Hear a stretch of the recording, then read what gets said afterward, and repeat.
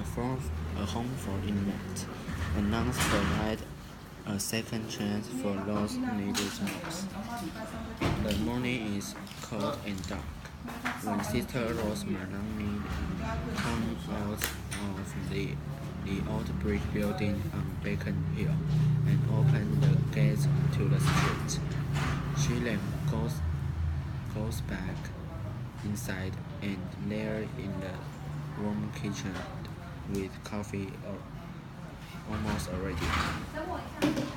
The women who lived upstairs walked down to talk.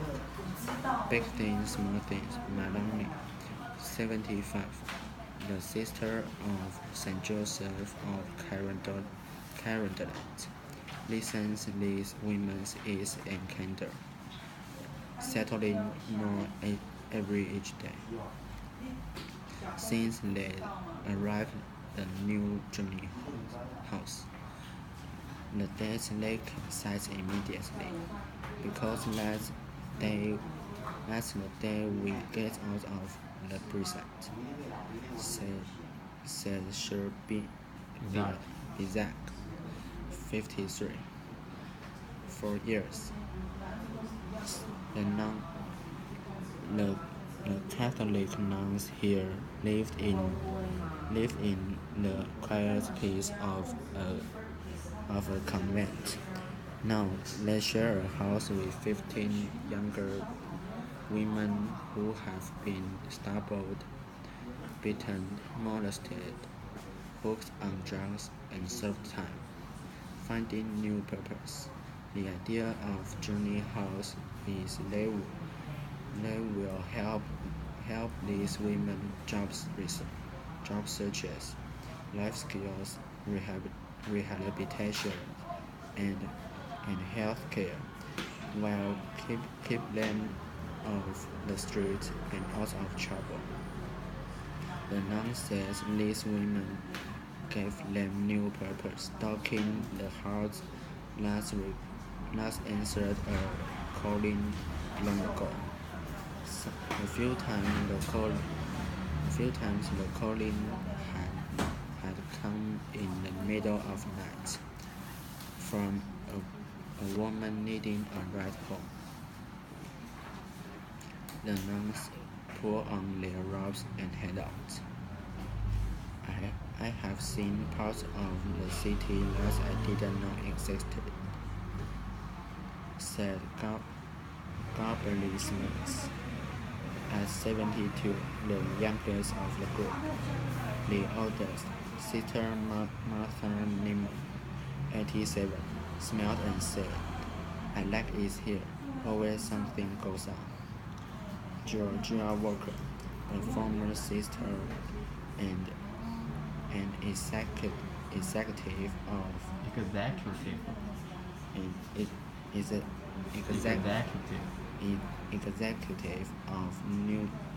of Journey to New Life organization that opened the house. She has a rap sheet for trespassing Honeywell plans to protest the new nuclear weapon. Iman has a gambling problem. Addiction is very lonely, she said. A lot of sharing goes on in Journey House. This woman from the prison said the place is the closest thing to home that they have had in years. I didn't really have family, not anymore, said Sandy Lytle, 48. Now on my family. I will never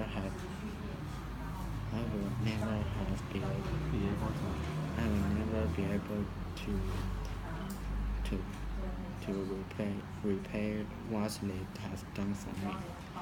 Like here everyone, I have done drugs and I have done crimes, and I know God is working. through them to get to us. Sometimes we need to lift each other up, said Walker. But there's not a day I regret coming here. How Johnny House came into existence. The Society of Street PSX was finding a buyer for a building that has been used in previous training. The society pitched the building for Operation Breakthrough, a large urban children care provider.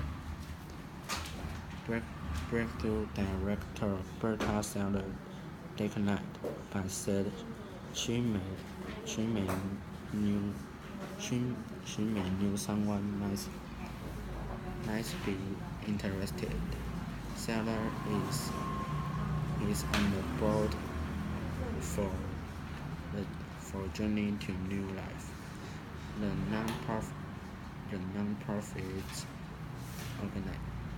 non-profit was set up 2 years ago to help people living the present make the transition back into the society. Housing has been a constant challenge. Workers first floated the idea of opening a home for the women, and Melanie, the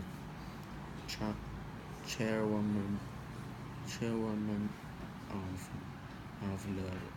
of the Journey board, told her she was crazy.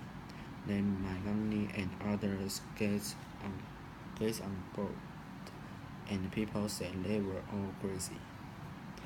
The whole thing appeared moot because the Journey House didn't have money to buy the building anyway.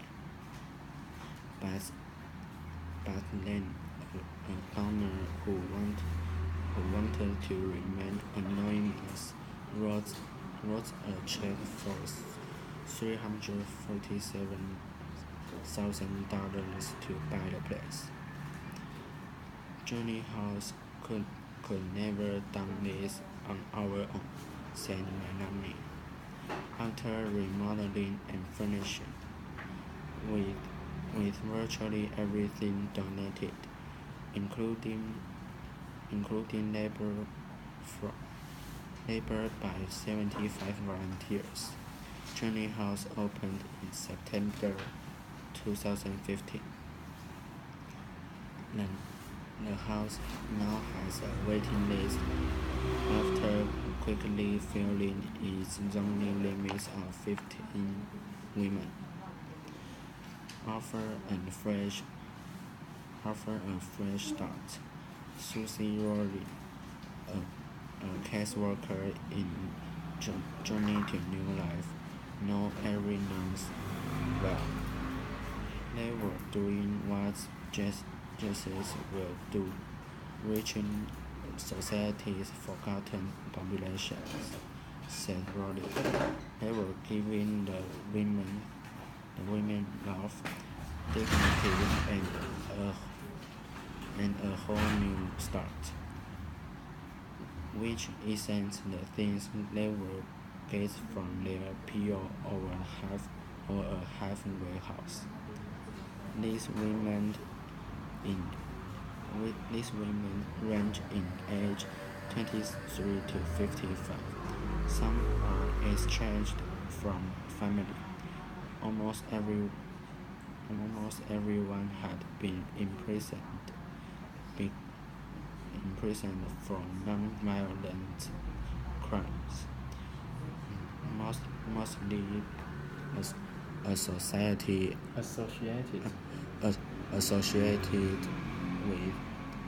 with addiction. A recent morning, when coffee dripped, talks was mostly about works, classes, drugs tests, and court cases. Some like Veronica Poland, 43, spent time upstairs in the computer room where the equipment were donated to help job searches, studies, and Reestablishing.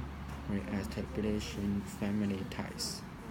Poland was a wife, mother, and truck driver until going to prison. She was addicted to opiates. She has no way to talk with her children until finding them on Facebook. Now she often wake to her young daughter's word, "Hi, mommy." That sometimes make her cry. "I want my life back," said Paula.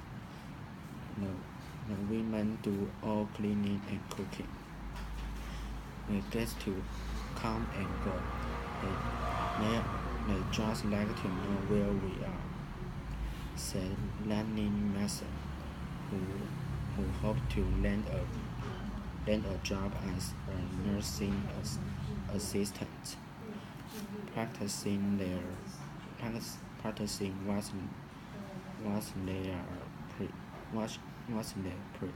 Preach. what they preach. When the place first opened, the thought is typical. The stats would be 30 days. Now it looks more like 90, but it's okay, said Maloney. What happened here is too important. It's one thing said. We saw God in everyone. Here we live it every day. This is the work. At 10 p.m. The long day in Johnny House end. Melanie, the early riser, has slept. Already sleeps. Gates closed. Lights out. House stopped. How